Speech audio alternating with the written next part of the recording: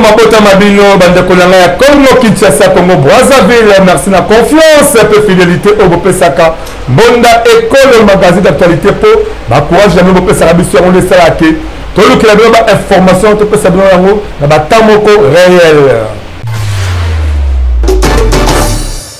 Avant de faire la édition de l'édition, il y a mon collègue, comment est-ce que ma grande ligne d'édition est composée de plus de 300 kuluna, depuis mon collègue samedi 20 avril, la Kanyama Kassi c'est pour vous éléments.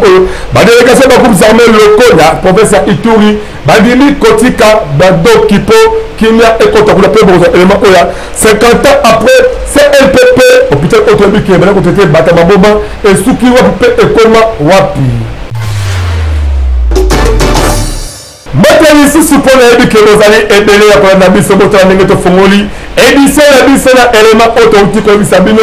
Naba sommaire de plus de 300 colonnes à la route la Kanyama c'est pour Bastala Misala et vos aromats qui est à l'intérieur à peu près depuis mon collègue samedi 20 avril 2024. Éléments au signé Wilfried Samba.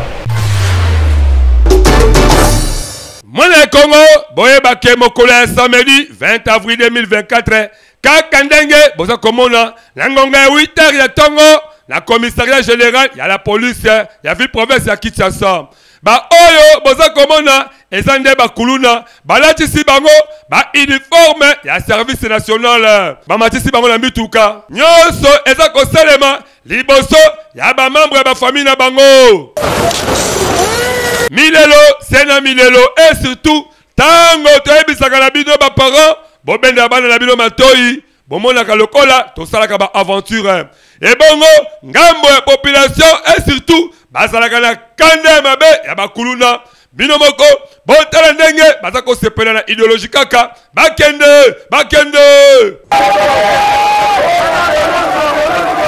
Nako sabinote, destination aéroport international de Njili. Kulande, bazui avion, ndenge kaka bazako matapo, bakende Kanyama Kasese.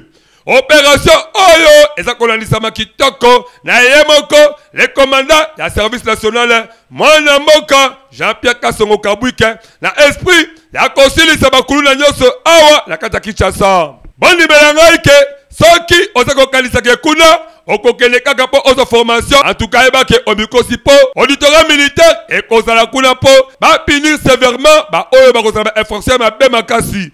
Binomoko, boyoka nangani limbonda, et betamaki. Tant que ce phénomène va exister, l'État mettra tout le moyen nécessaire pour qu'on arrive à estomper ce phénomène.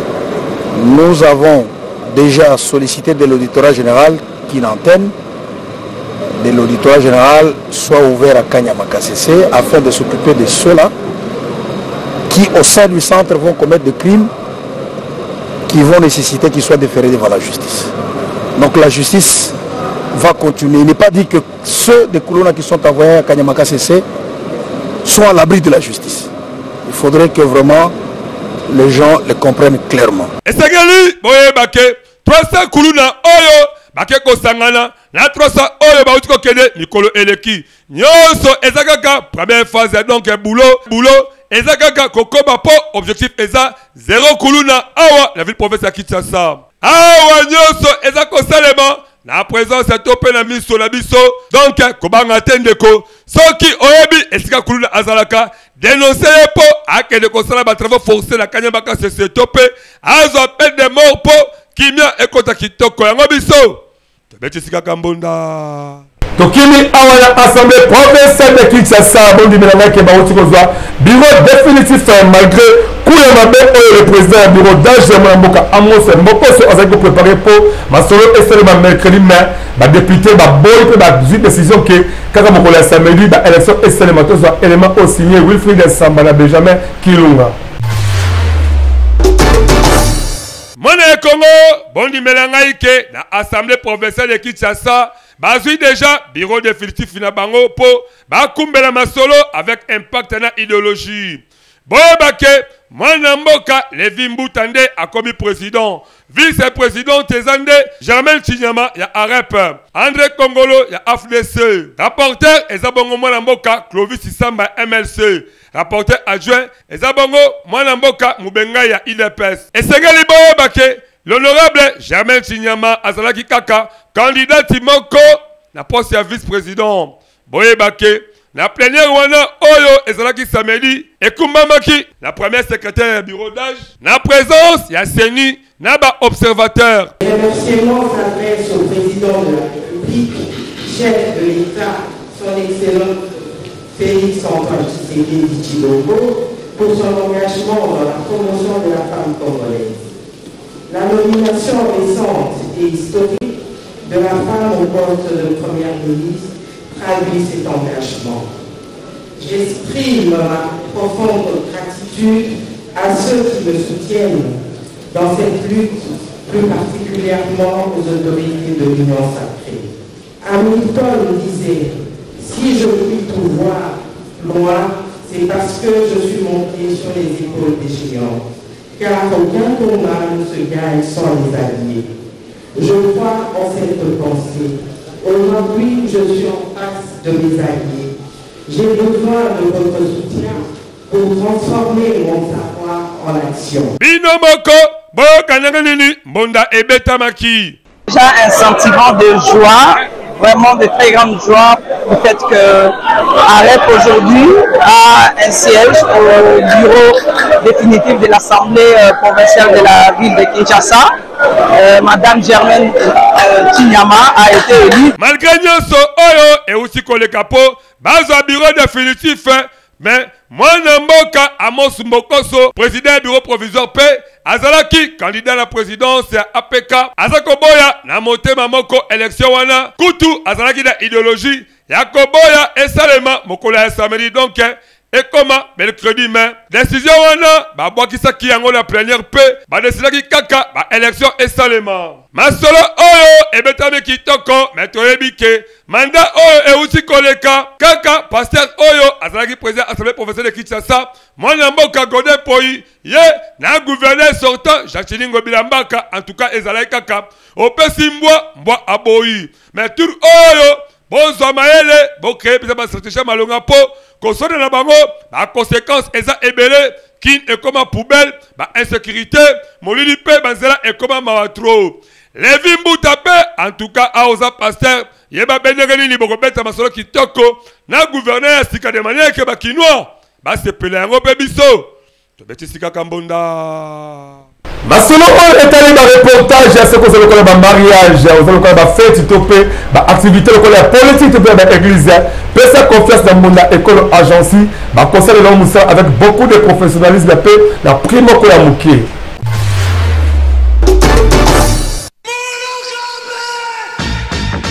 Bana Congo Kinshasa, Bana Congo Brazzaville, yo mutu olingaka ba activité na yo eye bana na mokili mobimba. Mbonda Ekolo agence epesi bino opportunité ya kosalela bino ba reportage ya kafu kafu. Ezala activité politique, socio-culturelle, économique, religion, sport, conférence. Awa na Mbonda Ekolo agence ezo salema avec professionnalisme pe eza na prix moko très abordable. Esuki wana te ende konangai keba na ba reporter ya muyibi oyo bayaka kozwa ba image pe elekaka nango na télévision te kasi awa na Mbonda Ekolo agence nyonso ya filmage, modération, réalisation, photoshooting ezo salema avec un partenaire idéologie parce que awa tokanga masolo pena oyo etali image yebake okozwa yango pe ata na format ya YouTube. Olingi oyeba bisika tozali benga biso na plus 243 89 81 81 097 na bandeli lisusu na plus 243 89 81 81 097 na Mbonda Ekolo agence nyonso ya reportage ezosalema kitoko avec professionnalisme et yokanio. La délégation des groupes armés locaux au de la province de Ituri va signer un acte d'engagement devant VP de la défense et mon amboka Jean-Pierre Bemba Gombo de manière que Batika va désordre pour Kimia et Kotaka le chef de l'État Félix Antoine Sekedi Chilobo Aza Kolingata za élément on a ba détail ya makasi.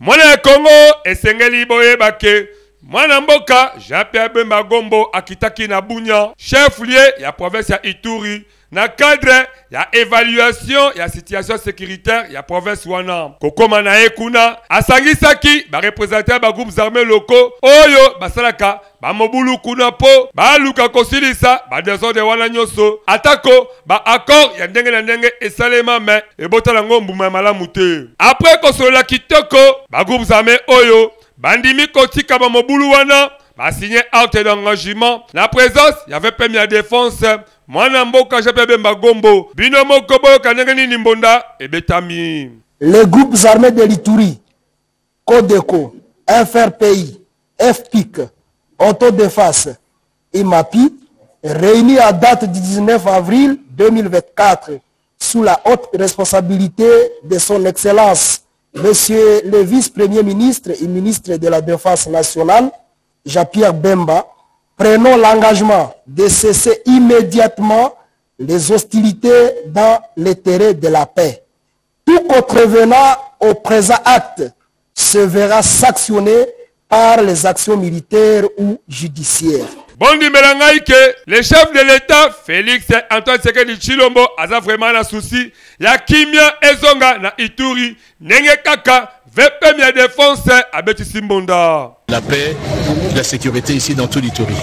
On a réuni tous les groupes armés. Il y a une déclaration qu'ils ont faite. C'est ça que le... Ma discussion, na ba délégation, ba groupes armés et Salemaki, devant vice-ministre de la Défense, chef d'état-major ya FRDC, gouverneur militaire ya Ituri, na commandé la 3e région militaire, pe na ba officier supérieur ebele ya FRDC. Masolo oyo, tokosenga etabusa makitoko pe ebotambuma malonga yango biso. Tobetisika Kambonda. Un vrai leader est vraiment épique à projet qui toque la vision pour la République démocratique du Congo, pour la province, pour la commune. Et c'est même le calibre sur la caméra à Monda École, magazine d'autorité de manière que la population va découvrir avec un partenaire idéologique pendant 30 minutes. Congolais, Congolaises, yo mutu ozalaka na idée ya développement ya RD Congo, magazine bonda ya ekolo baleki ya Yezu, apesi bino opportunité ya koya ko exposer ba vision na bino pona bolamu ya ekolo mobimba. Botala bino moko, tomesana koyamba batu na plateau na biso, po mutu na mutu atalisa vision na ye, yo mutu oza na ba idée ya malamu olingi mboka ekende liboso, magazine bonda ya ekolo afongoleli bino ba porte yaka o contribuer na développement ya mboka RD Congo. Oyo ayebi ke aza vrai leader, sala lokola baninga yaka na plateau na biso parce que eza seule adresse oyo eyambaka ba leader ya makasi pe ya solo solo. Tala ndenge ba leader bazali koleka moko na moko bazali koyamba bango epai ya mwana mboka Alain Dewa na Medrine Kambembe avec un partenaire idéologie. To abordaka basi nyonso lokola politique, économique, socio-culturel, religion, pena basije mosusu oyo ezo contribuer na développement ya mboka na biso. Bazomona pero bazana makanisi kimute mabete. Batu mususu kala kimute mabe ya longwanga na yawana. Mais bato bazana miso baomona Congo ezoke na ndenge mususu. Ele na limité na mumbele un peu partout. Donc nazo continuer lisusu nasuki wana te. To se sentir à l'aise na kati ya changu na biso. OK, merci beaucoup. Ndenge kaka bozali komona bango pe bazali ba leader oyo bandimi ko participer na développement ya ba quartier commune pour que mboka ekende liboso. Na bino pe ba leader oyo boza kolanda biso bolinga ka développement ya quartier ya commune to pe ya RD Congo mobimba. Bobenga biso na numéro oyo eza affiché na bas d'écran na bino. Toko yamba bino pendant 30 minutes sans débat avec un partenaire idéologie pour que vous exposer ba vision na bino liboso ya population pe aye babino. Yango biso a na magazine Bonda Ekolo to bengi ba leader ya solo pe to beteli bango kambonda CNPP otoyebaka ezalaka hôpital oyo baloko kosalisa bandeko oyo mituna bango eningani mais lelo on est l'état akoma démissionnaire et comment vraiment abandonné na bacondition moko ya mabe makasi. Papi Mateka azali kuda comme reporter ya Bonda Ekolo magazine d'actualité. Ndeko ya Congo bondi melangai ke soki otamboli awa na ville province ya Kinshasa okomona batu ya maboma bakoma ebele neti kaka leta akoma na démissionnaire ya kolandela bandeko wana ya maboma. Or à vrai dire eza na centre mobimba oyo esengeli bandeko wana ya maboma bazala encadré pe bazonga batu ya solo botala neti awa na centre neuro psychopathologique CNPP na mokuse déjà kalaté 50 ans d'existence kutu ya kokamwa baza kosala ba préparatif pour un événement nango ebotamaka le 13 février 1973 na deuxième république na tango ya président Mobutu bondi melangai ke CNPP Kinshasa eza vraiment hôpital ya malonga po na kotala mitu ya batu oyo eningana eza vrai hôpital awa la République démocratique du Congo depuis le tango ya Zaïre pe na Afrique. Mais 50 ans après, nini peze malonga ezali kuna. Bota la binomoko CNPP Kinshasa, ndenge ekoma mawatro. Or, la République démocratique du Congo, pe na Afrique centrale, ezaka kamoko oyo pour la kosali sabatu oyo mitu eningana. Soki oke na Sénégal, okomona pe, bazala oya bango pe, ya biso ya RDC ezali bongo deuxième na Afrique mais et comment négliger na ndenge moko ya mabe makasi. Esengeli bongo bake, eza établissement moko oyo eyambaka ba stagiaire ebele oyo bautaka partout. Souci pe mawa boyo kabonda ndenge nini ebetamaki. Notre responsabilité, oui, c'est dire que nous devons parler, donner des informations à tout le monde, la population, les autorités. Une population peut se développer en 6 mois. Rien qu'avec le cerveau, hein. Il n'y aura pas de voleurs, il n'y aura pas de criminels. On saura que là où Dieu vous a placé, comme un être vivant, c'est dire que vous pouvez vivre avec votre environnement. Tout est là. En famille, il y a un chef. Le corps humain, oh, il a su c'est son chef, non. Son chef, c'est la tête, les cerveaux. Il faut vraiment accorder beaucoup d'attention du côté du cerveau, c'est-à-dire de la santé mentale. Nakade rappel esengeli boye bake tango basalaka CNPP bondi melangai ke ezalaka kitoko po chef de l'état époque wano le fait maréchal Mobutu yende azalaki kolandela yango na ba financement pe na ba besoin yango nyoso po fonctionnement ezalaki kitoko. Mais lelo et comment famille en maladie il faut azo ba responsabilité. Or traitement ba maladie lokola ya mitu esengaka ba mbongo ebele environnement pe esengaka ezala kitoko mais ya seul bébé soki okei oko regretter 50 ans oyo ezako kokisa boyebake seul bébé ezala lukaka lokola projet oyo esilate boboka lelo misu apo mitu pe ba congolais ebele en tout cas esenyi kaka seul bébé atala yango biso tobetisi kambonda. Bon, ok, deuxième anniversaire les amis de Kikongo, Bakali Kofekta, la mission Kikongo, Kukonda, avec Kuna Minimi, la Bagata, la province Yakui, le Bel Bakiko Tambu, Samakito, avec impact de l'idéologie Bozoa, élément au signé Benjamin Kilunga. Il faut avant plus que le lycée, déjà très sérieux. Il faut déjà des préparatifs pour la Kikongo. Ndeko ya Congo, Boye Bake Ekoinda Mabe, avec impact de l'idéologie. Mokolo ya le 17 mai 2024 na mission Kikongo Kukonda 20 oyo eza na territoire ya Bagata la province ya Kwilu. Bondi melangai ke basangani pe babimisi structure moko kitoko na kombo ya les amis de Kikongo. Nango il faut boye bake deuxième anniversaire oyo bakani ko fêter na mabele wana avec impact na idéologie. Binomoko oyo kambonda oyo ndenge nini ebetami kitoko. La réunion à l'élève qui pour rejoindre la décision on a descente na biso puisque ça presque dernière réunion on a descente na biso Kikongo. Et en autre aussi ça ba makambo nyonso to ko bongisa on a descente na biso. Kikongo ezali neti base pépinière pour na biso batinyo surtout na kati ya Congo même na monde entier. Bana nyonso ya Kikongo oyo nyonso ya atanga na Kikongo. Asala na Kikongo. Tope oyo ayebi Kikongo. Tozo rassurer bino que les 17 makambu nyonso eza ya malamu. Ah oui, yo moto oyo oyebike otanga kuna obotama tope oleka kuna ngonga yango ekoki oluka kosangana na bandeko po kombo na yo pe ekota na cadre ya développement ya mission Kikongo Kukonda Vert. Boyebake ba préparatif ya masolo ya le 17 mai eza koleka kitoko mingi soki olingi ozwa bango benga bango kaka na ba numéro oyo ozali komona pe okozwa bango mobimba. Masolo oyo eza kokende kitoko makasi yango biso tobetisi kaka mbonda. Aka viva viva, aka viva viva viva viva, toujours en avant. En tout cas, la suite au bon voyage. Merci, merci. Ça va être un baiser.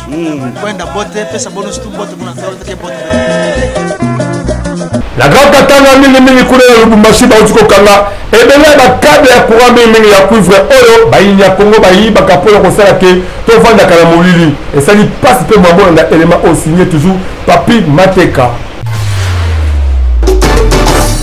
Ndeko ya Congo bondi melangai ke bandoki ya Congo baza ebele na ba domaine nyonso botala basaki oyo boza komona ezande basaki ya ba câble ya basinga courant oyo la police a outi ko découvrir yango na entrepôt ya ba mibi oyo ba mesala ko kata ba câble ya courant po to vivre ka na molili nyonso oyo boyebake esalemi na katanga. En tout cas bravo na professionnalisme ya la police oyo ase bango maboko pe a présenté biloko nyonso et pas ya gouverneur. Nous les avions saisis, nous les avions amenés auprès de notre bureau. Des invitations ont été déposées auprès de la société Polytra pour qu'ils viennent répondre. Jusqu'à ce jour, ils ne sont jamais venus. Gouverneur Asengi Kaka, basa la PV po, bazongi sabakable wana na SNEL. En tout cas, coup de chapeau pour le travail que vous êtes en train d'abattre. La fois passée, vous nous avez présenté les criminels, mais aujourd'hui, vous nous présentez les câbles de cuivre qu'on a retrouvés dans un entrepôt. Et donc ça, c'est une performance et nous sommes très contents. Biloko ya boye, ezaka koboma économie ya mboka po, tokenya liboso te. Ba mibi wana, na ba complice, bondi melanga ike, baza déjà na maboko ya justice po, baza na juge pe condamné. En tout cas, masolo oyo, ekema be makasi yango biso.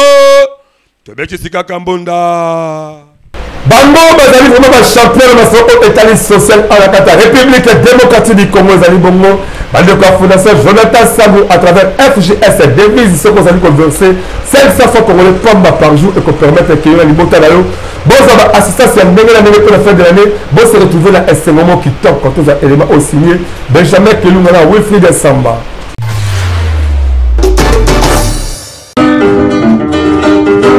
Ndeko ya Congo, papa, mama, elege, tangu esi ebelemi, yo moto oyo ozali kolala la pongi, lamukapo, omona misala kitoko, Fondation Jonathan Sambou azako sala, à travers ba service na ebele oyo, ezana katia fondation.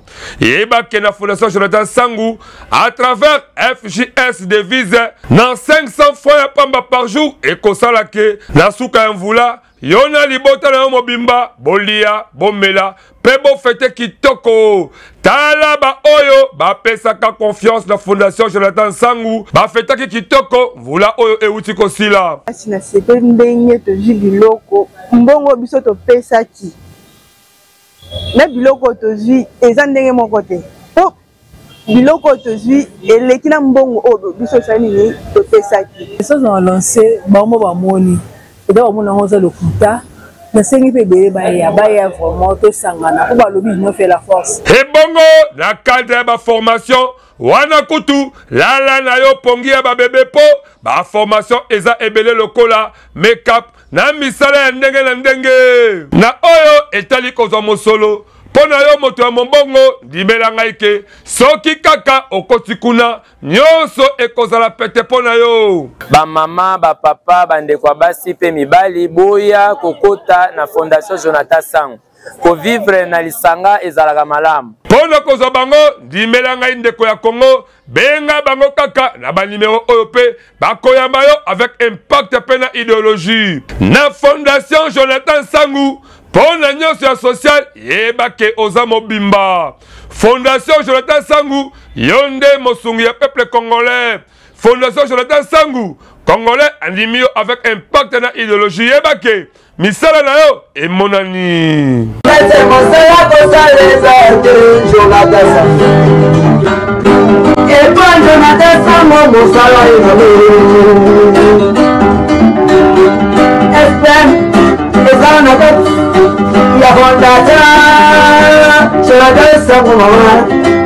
Soki ozalaka mingi la idiophase va déjà conceptualiser pour la maçon on est courant parce que bientôt là en tout cas vous allez déjà alimenter le courant électrique pour la idiophase bobimba. Tout ça élément on a des détails ya makasi. Mwana Congo boye bake sous station ya courant idiophase Kalate et kokoma opérationnel. Botala bakable à haute tension oyo et outil na distance ya musika eza déjà installé ndenge kaka baza kobeti sambonda. Ici nous sommes presque à la phase finale. La sous-station reçoit l'énergie en provenance de la centrale hydroélectrique de Kakobola et là il y a un double circuit. Il y aura la ligne de transport qui quitte et la ligne de transport Idiofa. Et voilà la ligne de transport déjà arrivée ici à Idiofa. Les 3 fils conducteurs déjà connectés à la partie chaude de notre sous-station Idiofa. Et salut qui tokopo, misala et salami déjà presque 70%. Nenge Kakambonda et Betami. Pour la population d'Idiofa, c'était un plaisir pour nous. Le projet Kakobola était un rêve qui devient aujourd'hui une réalité. Les difficultés qui nous dérangent beaucoup, c'est l'état des routes. À partir de PK600, le village Ingoudi, jusqu'à Idiofa, pour arriver, c'est difficile. Et bongo yemoko, les coordonnateurs yaba travaux oyo alobike Kalate station Idiofa et kokoma opérationnel donc bana Idiofa bakoza mwinda pelele ndenge kaka ezalaka yango biso to sengi nyoso eleka kitoko avec un partenaire idéologie yango to beti kaka mbonda. École Sumbu la commune ya Bakala eza ba condition moko ya mabe pe pour que sikango ekoma ko favoriser ba kuluna na kobasala ba acte moko ya mabe to za élément au signé Wilfred Samba et le rôle écrit de Mateta.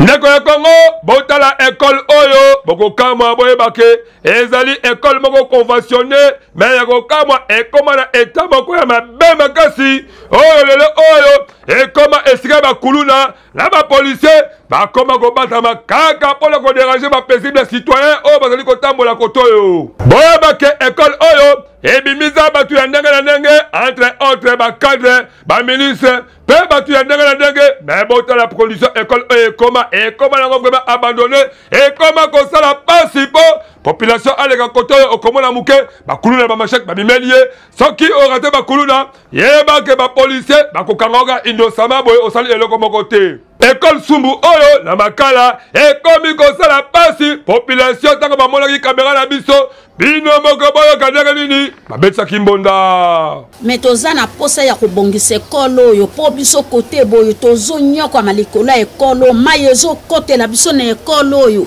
ekolo ekoma ya bakulu na moyen tovanda kimia eza te tozovanda kimia te likolo ya tiumbu bakuluna na kata tiumbu oyo moyen bolala eza te baya kobongisela biso ekolo oyo pe po tozala bien.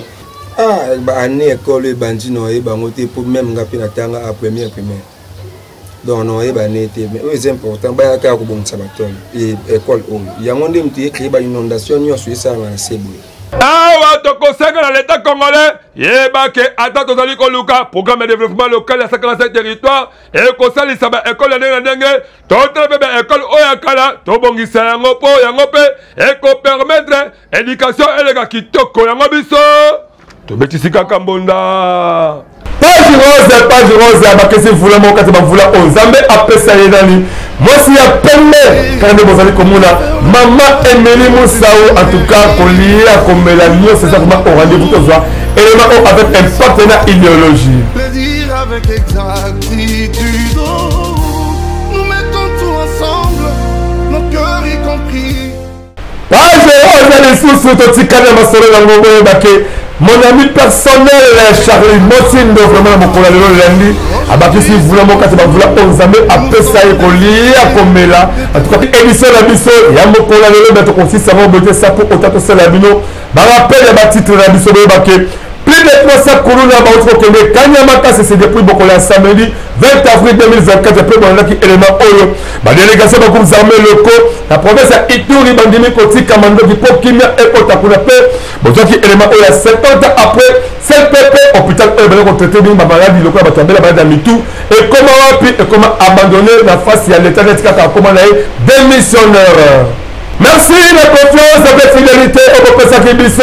Outo et Baneliki nous souka émission. Il y a mon collègue on a allé de la présenter avec un partenaire idéologie. Mais si la caméra nous sera qui toko, il y a mon boka Benjamin qui nous a réalisation le montage. Il y a mon boka.